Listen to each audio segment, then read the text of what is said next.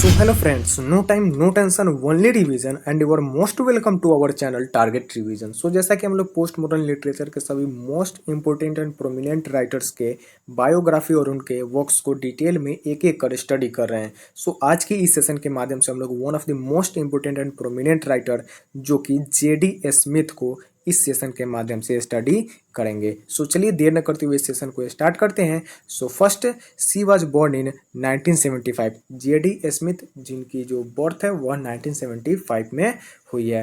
And Zadie Smith is an English novelist, essayist and short story writer. It means Zadie Smith जो कि एक English novelist यानी एक अंग्रेजी उपन्यासकार, एसेइस्ट यानी निबंधकार और शॉर्ट स्टोरी राइटर है. And she was elected a fellow of Royal Society of Literature in 2002. यानी इन्हें 2002 में रॉयल सोसाइटी ऑफ लिटरेचर के फेलो के रूप में चुना गया. फेलो यानी होता है साथी यानी member, royal Society of Literature के मेंबर के रूप में यानी साथी के रूप में इन्हें जेडी स्मिथ को 2002 में इलेक्टेड किया गया यानी चुना गया. And next, she is famous for her novel White Teeth. इनका मोस्ट एंड प्रोमिनेंट वर्क इनका यही है, इसी के लिए जेडी स्मिथ जो है मोस्टली फेमस है. याद रखिएगा इसे, वाइट टीथ, जिसका पब्लिकेशन कितना है तो 2000, ध्यान में रखिएगा. She is famous for her novel White Teeth which was published in 2000 for which she got Anisfield Wolf Book Award in 2006. यानी इनके वर्क, जेडी स्मिथ के वर्क वाइट टीथ के लिए इन्हें Anisfield Wolf Book Award जो कि 2006 में मिलता है. एंड यहाँ से इसी से रिलेटेड पॉइंट जो कि मैं आपको बता दूं कि 2006 में नोबेल प्राइज़ किन्हें मिला है तो ओरहन पामुक को. एंड इन 2006 यानी 2006 में ही पुलित्जर प्राइज़ की अगर बात करें तो मार्च वर्क के लिए, कौन से वर्क के लिए तो मार्च वर्क के लिए जेरेल्डाइन ब्रुक्स को मिला है पुलित्जर प्राइज़. ध्यान में रखिएगा, जेरेल्डाइन ब्रुक्स को मार्च वर्क के लिए पुलित्जर प्राइज 2006 में मिला है.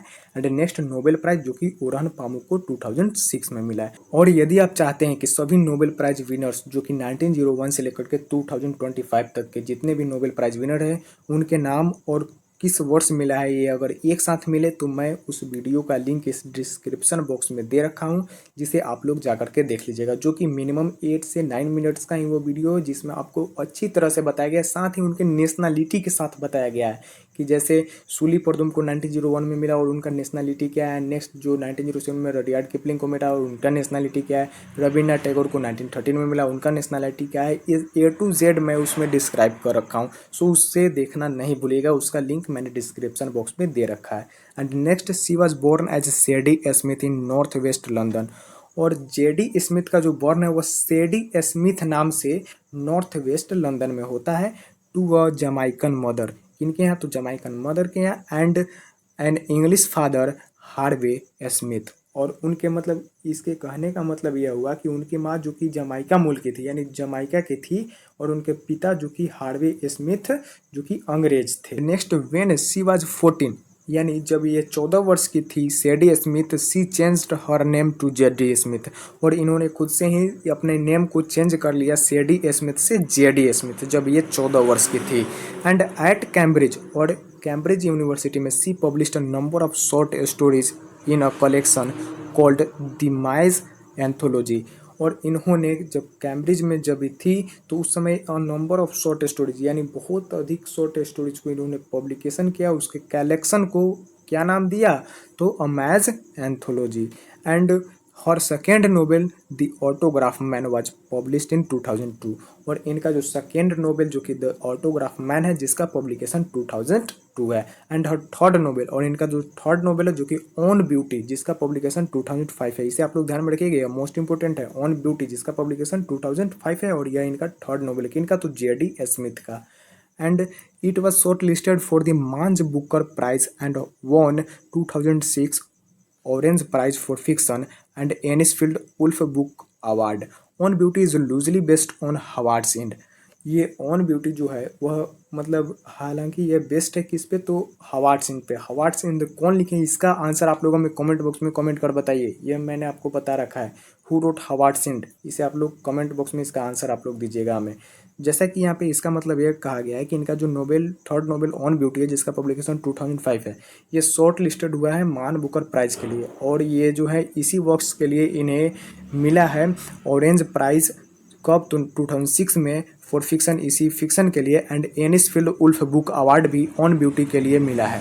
And On Beauty is loosely based on Howards End, और यह जो है लूजली बेस्ड है किस पे, तो हॉवार्टसन पे। एंड इसका जो आप लोग ये कौन लिखे हैं हॉवार्टसन, उसका आप लोग आंसर कमेंट बॉक्स में कमेंट कर दीजिए। And her latest novel NW was published इन 2012, और इनका जो यह नोवेल NW है जो कि 2012 में पब्लिश्ड है। The title being a reference to the local post code NW6, और इसका जो टाइटल है उसका रेफरेंस कहाँ से लिया गया है, तो यह लोकल पोस्ट कोड जो कि NW6 से इसका टाइटल लिया गया है इस नोवेल NW का, जिसका पब्लिकेशन 2012 है, जो कि नॉर्थ वेस्ट 6 का है।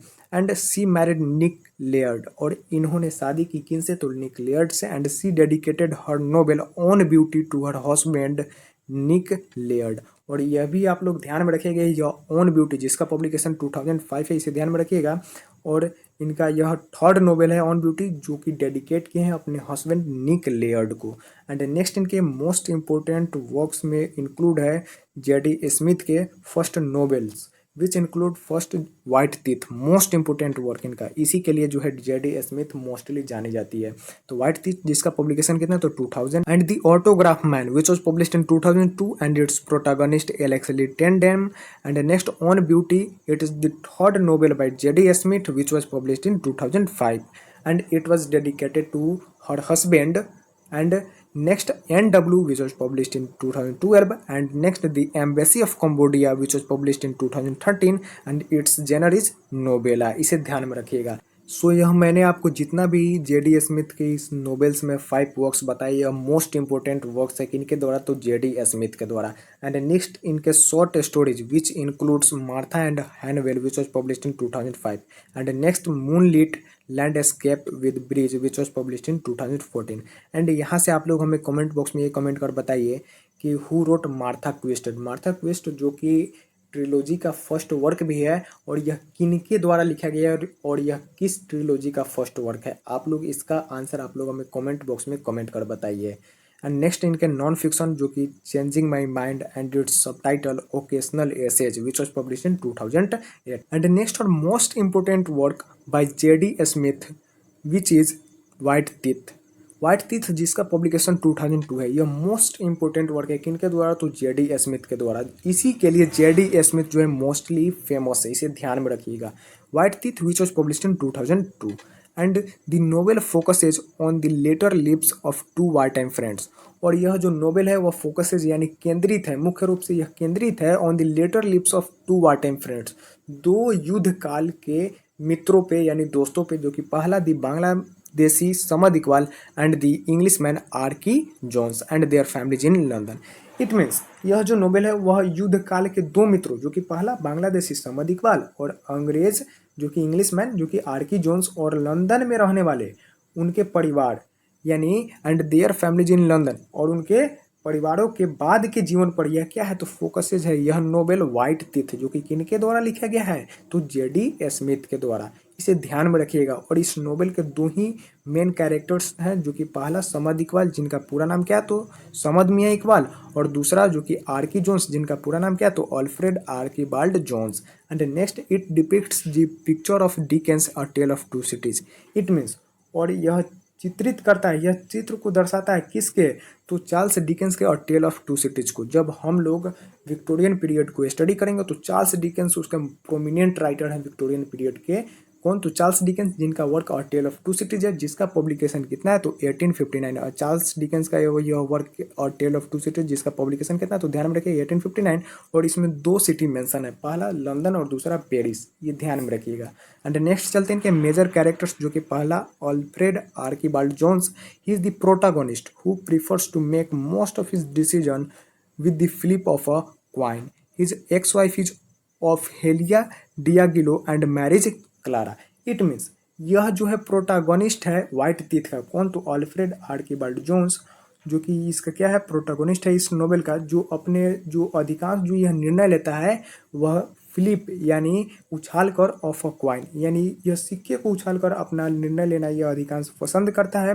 एंड इसकी जो एक्स वाइफ जो कि ओफेलिया डियागिलो रहती है, और यह शादी करता है किससे, तो क्लेरा से, यानी इसकी एक्स वाइफ रहती है ओफेलिया डियागिलो, और यह शादी करता है किससे, तो क्लेरा से। एंड नेक्स्ट जो कैरेक्टर, इसका मेन कैरेक्टर समद मियां इकबाल, जो कि एक बांग्लादेशी है and he is Archie's best friend. और यह अल्फ्रेड आर्कीबाल्ड जोन्स का यह बेस्ट फ्रेंड रहता है। कौन? तो Samad Miah Iqbal, middle aged World War second, veteran with a crippled right hand, and he was born in Bangladesh and met Arki when they were soldiers in Eastern Europe, and his wife is अल्साना Begum.